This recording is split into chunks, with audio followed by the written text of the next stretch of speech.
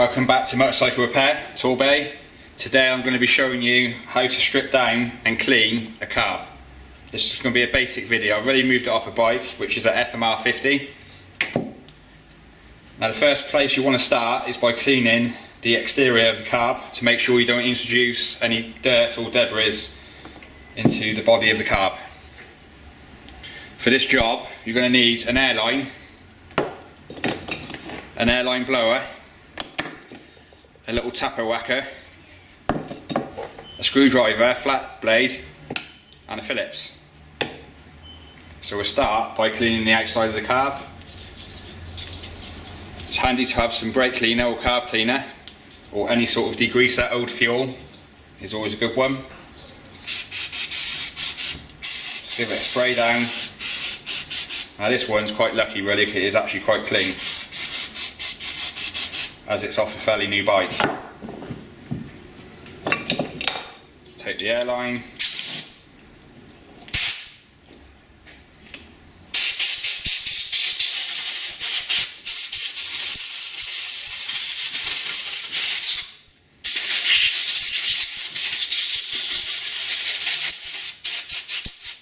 Now if it is really dirty, you might want to get a little paintbrush or something, or a little scrubbing brush, just to agitate the dirt. Now if you tip it upside down, and then let's just move that over a little bit.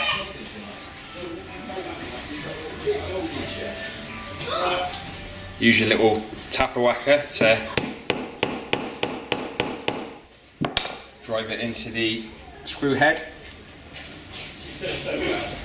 Now I think it's going to be one of those ones that's really tight. Well, let's try the others first, then I'll show you the best way of extracting them screws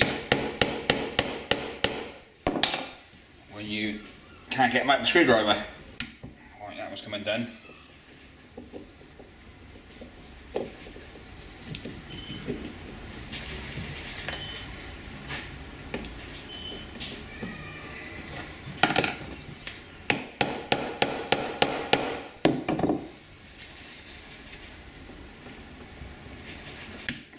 Now that's why you tap it in, the screwdriver, because if they are really hard to come out, you'll just round out the crossheads.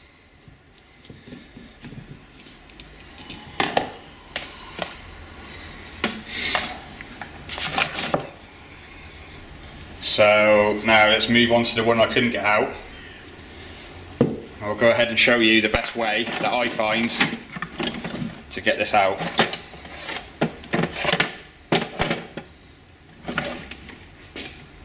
So if you take yourself a pair of pipe pliers, Ash, what do you call them?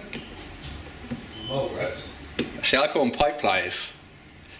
So maybe someone on the channel can confirm this. Are they pipe pliers or are they Mo-grips? No, you call them monkey pliers. And monkey pliers, yeah. That's only because I heard my dad say that when I was a kid. Weird one, that. No, they're pipe pliers I get, but no, they're Mulgrets. There you are, I've started something now. Maybe you guys can get involved. Maybe someone's got a different name for them. Right, as you're seeing, that one came out quite easy with them. Now what you can do, if sometimes you can't get to the screw with a pair of pipe pliers or monkey pliers or whatever you want to call them. So what you could do, if you have got a vise like this one here, gently put that in a vise, maybe with 2 clamps of wood so you don't damage the aluminium, and then you can use a little chisel, like a drift chisel, and a little hammer, and you can gently chisel them around, but you've got to be very careful you don't damage any of the aluminium. Now we can go ahead and remove this bowl. Actually that's quite clean in there, as you can see, but only because it's clean doesn't mean there's not a problem inside here, because all it takes is a tiny little speck of dirt to block a jet, which I'll show you in a sec. So now what you want is take your flathead screwdriver. Now make sure, this is very important, that you get the right size screwdriver for the, for the jet, for whatever you're doing, because otherwise you will mangle the head of it. So gently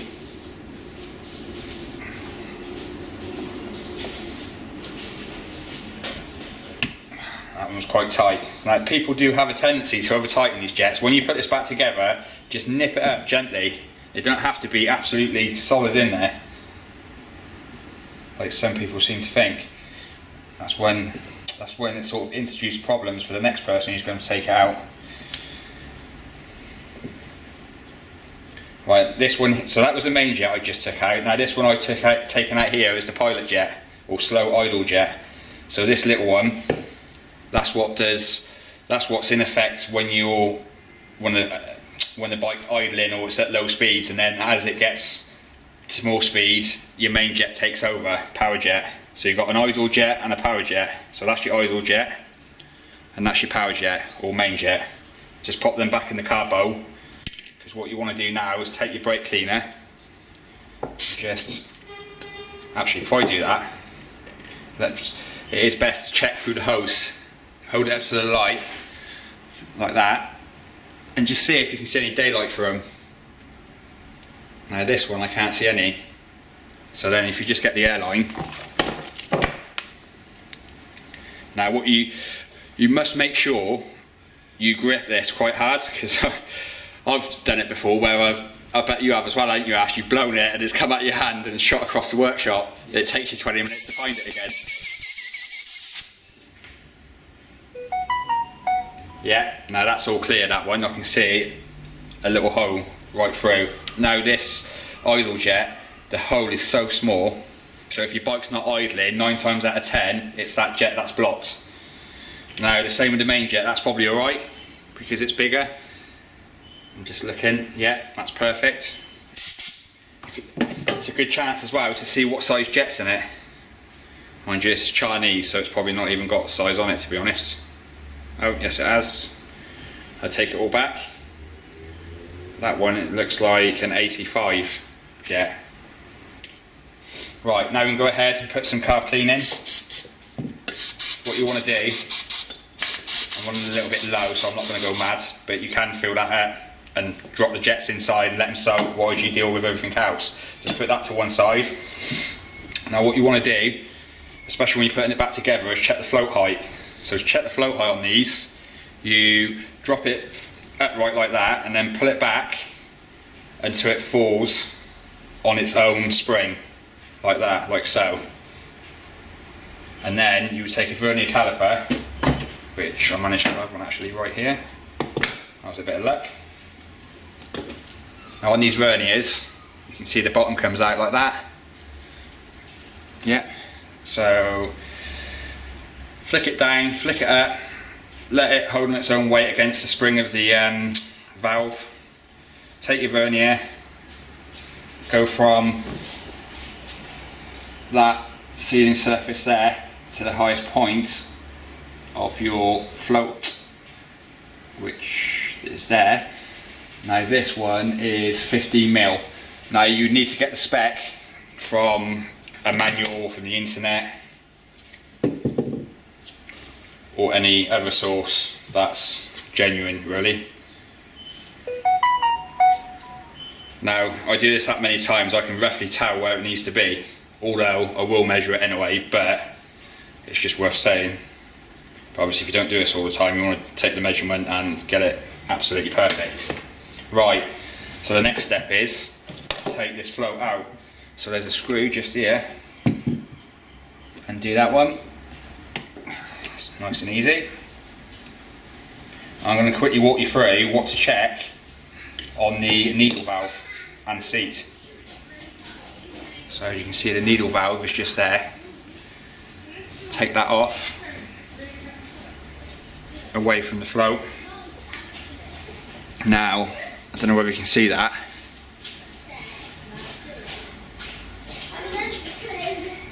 but there's a little piece of rubber which actually seals in the seat of the carb. What you want to check, just get your fingernail and run it down. Oh yeah, you alright? Good, good. And see if there's like a little dimple or a little mark from where it actually seats in the actual seat. But this one is pretty good. You can't really see a groove or anything in it. It still feels fairly rubbery. They do go hard if they've been stirred or it's an old carb. Just pop that in there for a sec. And the float, so you keep it all together, you don't lose anything. Now, I'm not going to go into massive depth, but this is just a quick carb clean. If your bike's not running right and you want to give it a quick clean, this is a quick clean. This ain't a full strip down and going in the old ultrasonic cleaner. But I will point out the cap, the black cap on the top, this is a diaphragm carb, a CV. So I'm not going to take it apart, because if you do take it apart, 9 times out of 10 the rubber will stretch and you will find it really hard to get it back in. So if there's not an issue there, it's one of them. If it's not broken, don't try and fix it. Now I will show you quickly how it works. So you've got the slide there. If you put your finger inside, you can slide it up and let it drop back down. Now if that feels smooth, I wouldn't go in there. And what you could always do is, when it's back on the bike, take the airbox off, look through the back and rev the engine, then you'll see that slide going right to the top of the carb and back down again. If it's doing that, then there's nothing wrong with it. But I wouldn't touch it otherwise. Right.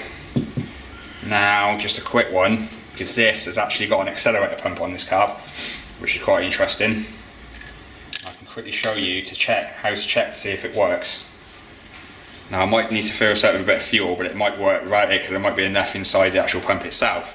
But if you see this push rod here, if you push that down, there you are there, whoa, you got the camera then, that squirted a load of fuel out. Now you can tell that's working fine, and there is another little jet inside there as well, which you can take that jet out and clean all that out. I'm not going to do that because I know it's working fine, but if yours wasn't working fine, you'd take that out, take off the diaphragm underneath, but again you wouldn't do that unless you know it was something wrong with it, because that could also stretch. As you can see, that's working perfect. Now what you can go ahead and do is get your carb cleaner, just spray it in the body of the carb. It's worth taking this out as well, this little brass fit in here, which the main jet sits in, that's your motion tube, which I'll show you now actually. Where's the 7 mil? Do you reckon, Ash? 8 or 7? 8? Motion tube, 8 mil or 7 mil? I reckon, see it's different. Come on quick, we're on stream here, boy. I'll go for 8. 8. Bearing in mind, Ash is not even looking, he's over in the office, chilling. No, it's not an 8, mate. 7. Or 6. No, it's a 7. But they're either a 7 or an 8, so he is actually right. Actually, I better not tell him that. Anyway, this is the emotion tube. You don't need to tell me that, I know I'm right. This is the emotion tube. So basically, in every carb you have one of these, and if you can see that, if that camera will pick it up, there's loads of little holes in the side of it, which is where the fuel comes out when the carb's causing the Venturi effect. Now again, just spray it with some brake clean. I'll tell you what though, I will give you a little tip right here, right now. Now these are pretty clean because it's a new carb, but other carbs I've seen, especially on big bikes like Bandits and stuff, the actual brass goes like a green colour. Now if you get some degreaser, it's called elbow grease, and you fill a pot up with elbow grease and drop them jets in it and leave it for 20 minutes, I can guarantee you'll come back and they will be as good as new. The only thing you've got to do is make sure you use plenty of WD-40 or GC85 afterwards, because the moisture will make them go corroded again. So that's a good little tip. Right, so basically, again, just take your carb cleaner, clean up all that, spray it on all your little bits there. Take your airline. Now if you haven't got an airline, another great tip is you can use a straw. It's not as good, but it's better than nothing. I've been there, done that. And then just blow out, but you've got to be careful, bearing in mind the diaphragm is still in the CV.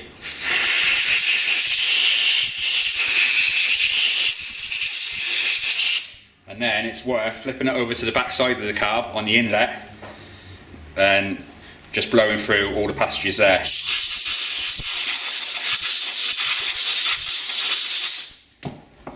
And it is also worth noting there is a fuel and air mixture screw just there, which I am not going to take out because I don't need to, because it wasn't really that bad. But you can unscrew that and make sure you blow through that passage. But when you do that, bearing in mind, be very careful, because there's a little screw, not a little screw, there's a little spring and a seal, and also normally a little washer. Now make sure you don't lose any of that, otherwise you'll get air leaks and the bike will never run right. Bit like your KTM, Ash, wasn't it? Yeah. When you bought it. Took us ages to find out why we weren't running right, all because someone took the carb apart and lost the rubber out of that fuel and air mixture. Friends are over there, it's the same. Right, I'm going to stop all the talking now and I'm going to reassemble this carb and then put it back on the bike. I'll keep the camera rolling so you guys can see, although we might cut the bit out depending.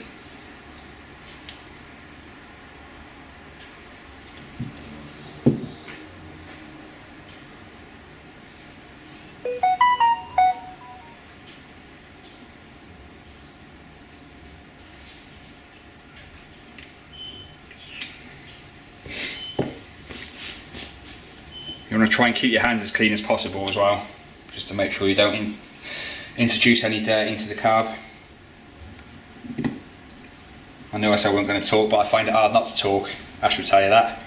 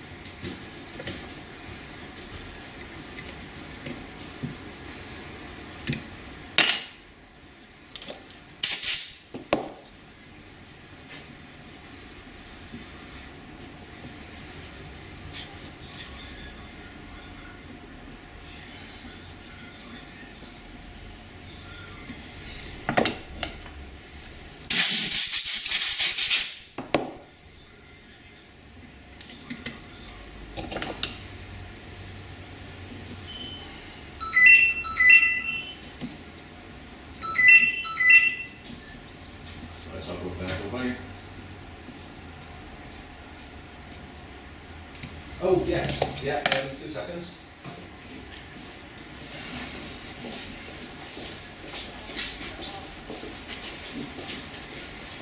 Yeah, that's not a problem. So you want to pay over the phone now, do you? Yeah, that's not a problem. 2 seconds.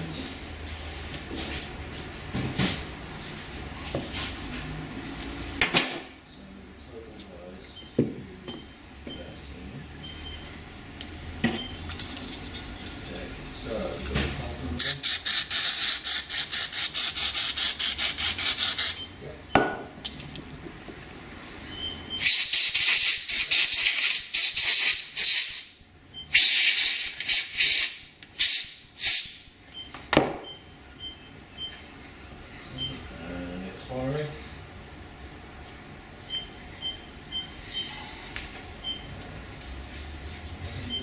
And the magic 3 on the back. And 4. That sounds fair enough, but I also need the numbers in your postcode. 1 and house number.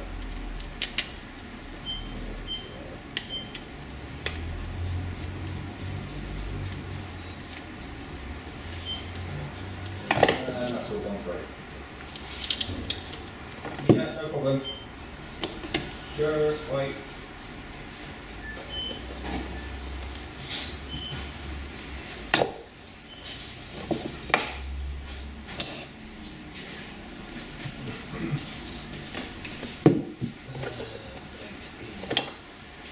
And that is a very quick video on how to strip down and do a quick carb clean on a scooter carb, or any carb to be fair.